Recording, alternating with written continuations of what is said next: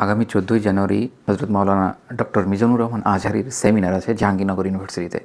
আমি বলবো খুবই সুন্দর একটা সিদ্ধান্ত, কারণ ভাই জাহাঙ্গীরনগর ইউনিভার্সিটির যে অবস্থা, যদি তার কথা দ্বারা করে কিছু কিছু মানুষের কোনো ফায়দা হয় তাহলে খুবই ভালো।